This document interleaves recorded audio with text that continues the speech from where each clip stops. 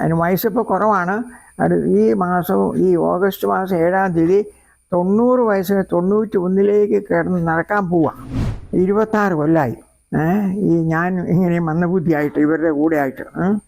അവിടെ എനിക്ക് മിഷന് പോകാനാണ് ആഗ്രഹം. അങ്ങനെ സുപ്പീരിയർ അനുവദിച്ചു. 72 ഞാൻ മിഷന് പോയി. ത്രിപുര, മണിപ്പൂർ.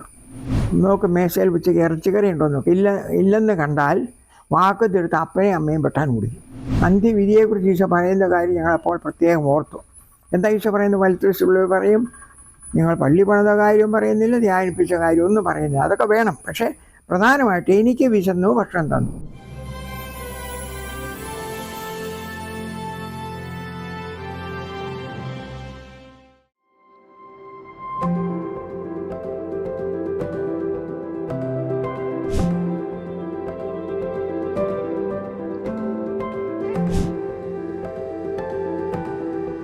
തൊണ്ണൂറ്റിയൊന്ന് വയസ്സുള്ള ഫാദർ ജോജോ CST എന്നും നാട്ടുകാർക്ക് ഒരത്ഭുതമാണ്. ഒരു സ്കൂട്ടറിൽ സന്തോഷചിത്തനായി നാട് മുഴുവൻ പറന്നു നടക്കുകയാണ് അച്ഛൻ.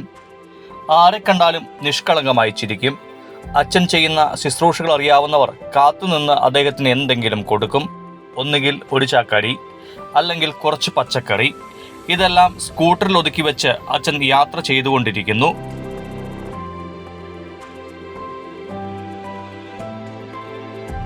ദൈവകൃപയാൽ സുഖമായി തന്നെ ഇരിക്കുന്നു. അതിന് വയസ്സിപ്പോൾ കുറവാണ്. ഈ ഓഗസ്റ്റ് മാസം 7-ാം തീയതി 90 വയസ്സിന് 91 കിടന്ന് നടക്കാൻ പോവാ. ദൈവത്തിൻ്റെ അനുഗ്രഹം. ഷുഗറില്ല, പ്രഷറില്ല, കണ്ണ് കഴിക്കുന്ന. ഇതിനെനിക്ക് ആരോഗ്യമുണ്ട്. പിന്നെ ഇത് റെസ്റ്റ് എടുത്തിരിക്കുന്നത് തന്നെയല്ല, എന്നെ ദൈവം വിളിച്ചൊരു പ്രത്യേക കാര്യത്തിന് വേണ്ടിയാണ്. ആ കാര്യമാണ് ഭിന്നശേഷി മന്ദബുദ്ധിക്കാരെ സംരക്ഷിക്കുക. 26 കൊല്ലമായി ഈ ഞാൻ ഇങ്ങനെ മന്ദബുദ്ധിയായിട്ട് ഇവരുടെ കൂടെ ആയിട്ട്. അതെ, ഞാൻ അച്ഛനായത് 64 പട്ടമേറ്റതാണ്. ബോംബെയിലെ മാർപ്പാപ്പ യൂക്കരീസ് കോൺഗ്രസിന് പട്ടമേറ്റതാണ്. പക്ഷേ ഞാൻ CST സഭാംഗമാണ്. മൂക്കാനുള്ള ചെറുപുഴ സഭയിലെ അംഗമാണ്. 67 പട്ടയേറ്റിട്ട് ഞാൻ ഞങ്ങളുടെ CST സെമിനാരിൽ പഠിപ്പിച്ചു. 4 കൊല്ലം പഠിപ്പിച്ചപ്പോൾ എന്നോട് പറഞ്ഞ് റോമിൽ പോയി പഠിച്ചിട്ട് വന്ന് ഇവിടെ പഠിപ്പിക്കണം. ഞാൻ പറഞ്ഞു എൻ്റെ ദൈവം മിഷന് പോകുക എന്നുള്ള. അതിനാണ് ഞാൻ ഈ സന്യാസഭയിലേക്ക് വന്നത്. അവിടെ എനിക്ക് മിഷന് പോകാനാണ് ആഗ്രഹം. അങ്ങനെ സുപ്പീരിയർ അനുവദിച്ചു. 72 ഞാൻ മിഷന് പോയി. ത്രിപുര, മണിപ്പൂർ.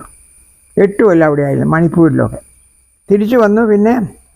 വന്നിട്ട്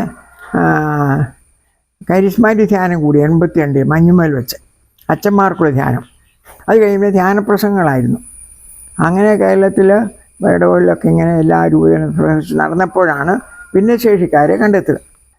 അത് ഈരാട്ടുപേട്ട വെച്ചാൽ ഒരാളെ കാണുന്നത്. അമ്മ കൊണ്ടുവന്ന് മകനെ കൊണ്ട് പ്രാർത്ഥിക്കണം. അച്ഛാ എന്താ അമ്മ വിശേഷം? അച്ഛാ ഇവന് 31 വയസ്സുണ്ട് അച്ഛാ. പിന്നെ പകുതി കേൾവി, പകുതി സംസാരം. ഓ ശരി.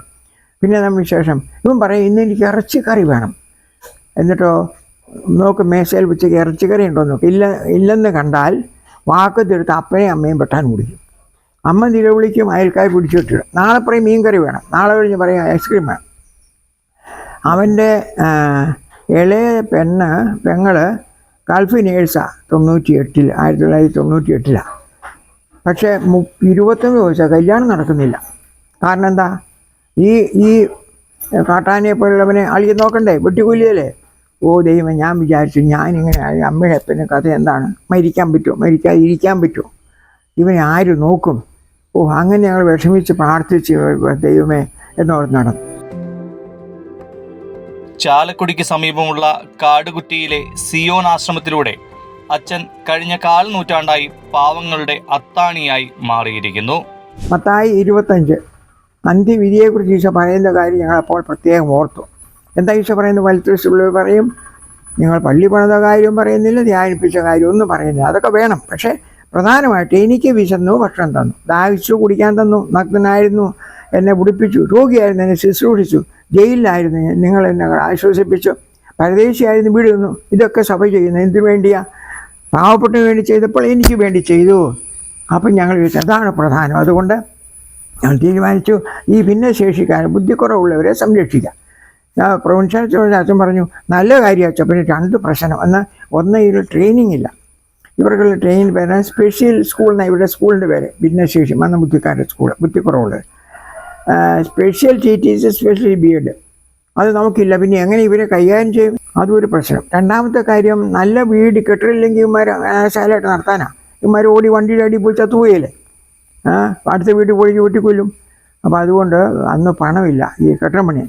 ഞാൻ പറഞ്ഞു തമ്പുരാൻ ഇഷ്ടംപോലെ പണമുണ്ട്, പണത്തിൻ്റെ കാര്യത്തിൽ അച്ഛൻ വിഷമിക്കേണ്ട, അത് ദൈവം തന്നോളും. പിന്നെ അന്ന് ട്രെയിൻ എനിക്ക് 62 വയസ്സുണ്ട്. അപ്പം ഞാൻ പറഞ്ഞു ട്രെയിനിനുള്ള നമുക്ക് വെക്കാം, ഞങ്ങളൊന്ന് പരീക്ഷിച്ച് നോക്കട്ടെ. അച്ഛൻ പരീക്ഷിച്ച് നോക്കിയോ. അങ്ങനെ ധ്യാനപ്രസംഗം കഴിഞ്ഞ് പോട്ടെ വന്ന് ധ്യാനം കൊടുക്കും. കത്താവ് എങ്ങോട്ടാണ് പോകണ്ടേ? എൻ്റെ കൂടെ 2 ചേച്ചിമാരും ഡിവൈൻ എന്നൊരു പെൺകുട്ടിയും 2 ചേട്ടന്മാരും 12 വന്ന് ബുദ്ധിക്കുറവുള്ള പിള്ളേരെല്ലാം 20 വയസ്സ് കഴിഞ്ഞു, ഇത്രയും പേരുണ്ട്. എങ്ങോട്ടാണ് പോകണ്ടേ? അപ്പോൾ അവിടെ ധ്യാനം കൂടിയപ്പോൾ സന്ദേശം പറഞ്ഞു, ഈശോ ദൈവത്തിന് സന്ദേശം കിട്ടിയപ്പോൾ കാടുകുറ്റിക്ക് പോയി. ഞാൻ പറഞ്ഞു കാടുകുറ്റി പരിചയമില്ല. അപ്പോൾ അന്നനാട്ടുകാരൻ ചേട്ടനുണ്ടായി. ചേട്ടൻ പറഞ്ഞു എനിക്കറിയാം അച്ഛൻ, ഞാൻ പോയി നോക്കാം. ആ ചേട്ടൻ വന്ന് പഴയ വീട് കണ്ടുപിടിച്ചു, വാടകയ്ക്ക്. അങ്ങനെ മച്ചിട്ട വീടാണ് അത്. പുതിയ വീട് അവർ ആ പുതിയ വീട്ടിലേക്ക് മാറി. പഴയ ഓടിട്ട വീട് ഞങ്ങളത് 600 രൂപയ്ക്ക് 98 വാടക എടുത്തു. അങ്ങനെ തുടങ്ങിയതാണ്. ഭിന്നശേഷിക്കാരെയും അവഗണിക്കപ്പെട്ടവരെയും കൂടെ കൂട്ടിയത് കൊണ്ടാകാം ആരും അദ്ദേഹത്തെ ഒരിടത്തും പരിഗണിക്കാറില്ല.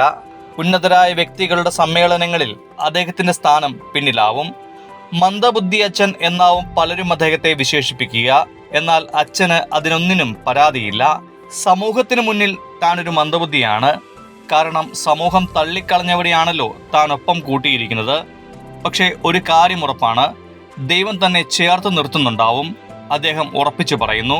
അപ്പം ഞങ്ങളങ്ങനെ പിന്നെ ശുശ്രൂഷ ചെയ്യുന്ന 2 ചേച്ചിമാർ, ഡിവൈൻ എന്ന പെൺകുട്ടി, ഷൈനി, ജോൺ, പിന്നെ 2 ചേട്ടന്മാർ, 12 പിള്ളേർ. പിന്നെ ഞങ്ങളെല്ലാം കൂടി അവിടെ അങ്ങ് കൂടി. സ്ത്രീകളൊക്കെ മുകളിൽ, ഞങ്ങളെല്ലാം താഴെ. അപ്പോൾ അന്ന് ഈ കാടുകുറ്റിപ്പള്ളി ഉണ്ണീശപ്പള്ളി വികാരി എൻ്റെ ക്ലാസ്മേറ്റ് ഒന്നിച്ച് അച്ഛനായ പുളിപ്പറമ്പൻ അച്ഛനായിരുന്നു. പുളിപ്പറമ്പൻ ഞാൻ വന്നപ്പോൾ അച്ഛന് സന്തോഷമായി.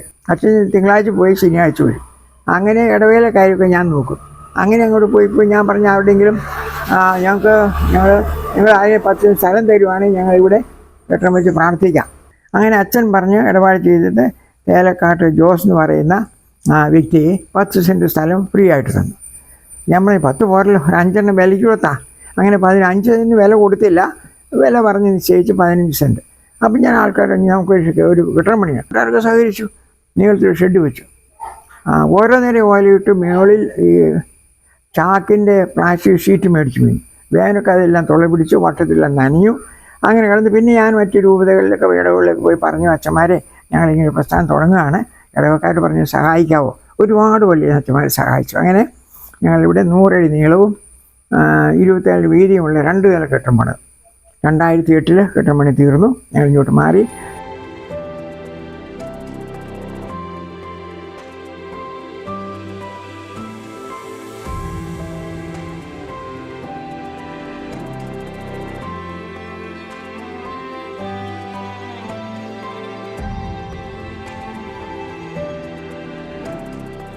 ശിവൻ ചാരിറ്റി ഹോം എന്നാണ് പേര്. കമ്മ്യൂണി വന്ന് വേറൊരു കാരണം കൊണ്ടാണ്. അപ്പോൾ ഞങ്ങളങ്ങനെ മുന്നോട്ട് പോയി കഴിഞ്ഞപ്പോൾ എൻ്റെ കൂടെ ഉണ്ടായിരുന്ന ഷൈനി എന്ന പെൺകുട്ടി എൻ്റെ ഒരു ബന്ധു കൂടെയാണ്. അവൾ സ്പെയിനിൽ പോയി കന്യാസ്ത്രീയായി. അപ്പോൾ ആശ്രമമല്ലേ. അപ്പോൾ പിന്നെ വേറെ 3-4 പേരുടെ സാവകാശം ഇങ്ങനെ അനുവാദം മേടിച്ച് വന്ന സിസ്റ്റേഴ്സ് അവരെല്ലാം കൂടെ വന്ന് കൂടി. അങ്ങനെ എന്തെങ്കിലും അനുവാദം തരാമെന്ന് പറഞ്ഞ് കൊണ്ടു നടന്നു. അപ്പോൾ KCBC തീരുമാനമെടുത്ത് ഈ പുതിയ സഭ വേണ്ട, കാരണം ഉള്ള സഭയിൽ ആളെ കിട്ടുന്നില്ലല്ലോ. അങ്ങനെ ഞങ്ങൾ 4 പേര്, പെരുമ്പാവൂർ 2 പേര്, മലയാറ്റൂർ 4 പേര്, ഡോക്ടർ സിസ്റ്ററുണ്ട്, എല്ലാം കൂടി ഇങ്ങനെ നടന്നു. പക്ഷേ അനുവാദം കിട്ടിയില്ല. അപ്പോൾ പിന്നെ ഞങ്ങൾ അന്വേഷിച്ചപ്പോൾ ജർമ്മനിയിൽ ഇങ്ങനെ സഭയുണ്ട്, കമ്മ്യൂണിയോ ഇൻ ക്രിസ്തോ സന്യാസം. അത് വത്തിക്കാൻ കൗൺസിലിന് ശേഷം തുടങ്ങിയതാണ്. മദർ മാരി തെരേസ്. അവിടെ അൽമാർക്കും ചേരാം, ഇടവൈദികർക്ക് ചേരാം, സന്യാസമൊക്കെ ചേരാം. അതിൻ്റെ ലക്ഷ്യം, ഉദ്ദേശം വത്തിക്കാൻ കൗൺസിലിൻ്റെ ചൈതന്യത്തിൽ സഭയെ നവീകരിക്കാം, നവീകരണ ജീവൻ നയിക്കുക, വിശുദ്ധ നയിക്കുക, നവീകരിക്കുക. 2 ജീവകാരുണ്യപ്രവർത്തനം നടത്തും. അവർ ഈ മരിക്കാറായി കിടക്കുന്നവരൊക്കെ നോക്കുന്നു, 10-60 പേരെ. പിന്നെ എയ്ഡ്സ് രോഗികൾ, വൃദ്ധർ, ഞങ്ങളുടെ കാര്യം അവർക്ക് ഇഷ്ടമായി. അങ്ങനെ അവിടെ പോയി ഷൈനി പോയി മെമ്പർഷിപ്പ് എടുത്തു, ഞാൻ കൂടെ പോയി. അങ്ങനെ അതാണ് കമ്മ്യൂണിയൻ ക്രിസ്തു. അപ്പം ഇപ്പോൾ ഇതെല്ലാം കൂടെ എൻ്റെ സഭയിൽ നിന്ന് സിസ്റ്റേഴ്സ് ഇപ്പോൾ 4 പേര് ഉണ്ട് ഈ അംഗങ്ങളായിട്ട്. വേറെ ആ സഭയിൽ കമ്മ്യൂണിയൻ സഭയിൽ സിസ്റ്റേഴ്സിന് മെമ്പർഷിപ്പ് എടുത്ത് പുറത്തും പോയി ജോലി ചെയ്യാം.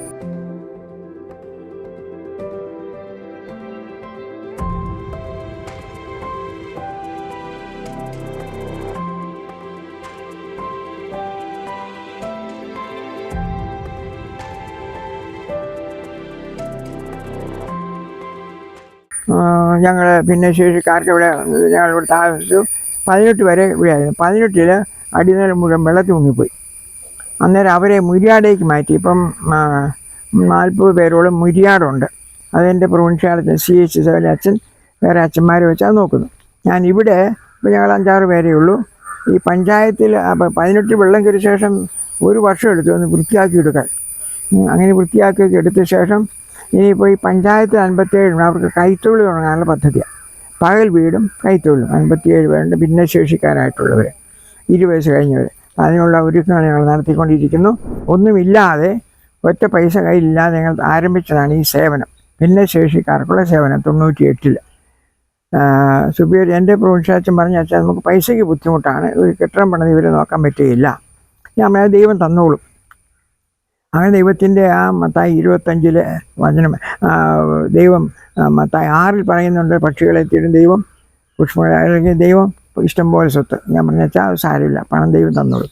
അങ്ങനെ ഇടവുകളിലൊക്കെ ചെന്ന് പറഞ്ഞു. എല്ലാ ഇടവുകളിലും എല്ലാ രൂപതയിലൊക്കെ പോയി ഞാൻ ധ്യാനിപ്പിച്ചിടത്തൊക്കെ പോയി അച്ഛന്മാർ നല്ല സഹകരിച്ച് അങ്ങനെ അവരൊക്കെ തന്ന പൈസ കൊണ്ടാണ് ഈ 2 നില കെട്ടിടം പണിത്. ഒരു കാറ് പോലും അച്ഛൻ യാത്രയ്ക്കായി ഉപയോഗിക്കാറില്ല. ചാലക്കുടിയിൽ നിന്നും എറണാകുളം വരെ സഞ്ചരിക്കുന്നത് പോലും തൻ്റെ സ്കൂട്ടറിലാണ്. ഷുഗറും ഇല്ല, പ്രഷറും ഇല്ല, കണ്ണിന് കുഴപ്പമില്ല, കൈക്ക് കുഴപ്പമില്ല. ആൾക്കാർ അച്ഛൻ എന്താ സ്കൂട്ടറെ പോകാമെന്ന് ചോദിക്കും.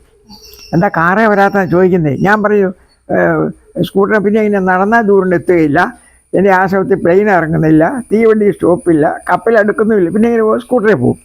സ്കൂട്ടറെ പോയി വെച്ചതറിയാം എത്ര വണ്ടി കിടന്നാൽ ഇടയ്ക്കൂടെ കയറിപ്പാം, ഏത് സൈഡ് റോഡിൽ കൂടെ പോകാം, എവിടെയും കൊണ്ടുപോയി പാർക്ക് ചെയ്യാം.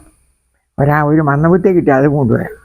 മനസ്സിലായോ? ഭിന്നശേഷി എന്ന് പറഞ്ഞപ്പോൾ പിന്നെ പെരിയാറുകാരൻ പറഞ്ഞു വെച്ചാൽ എന്നെ പിടിച്ചോണ്ടും പോകണ്ട, അരി തന്നേക്കാന്ന് പറയും.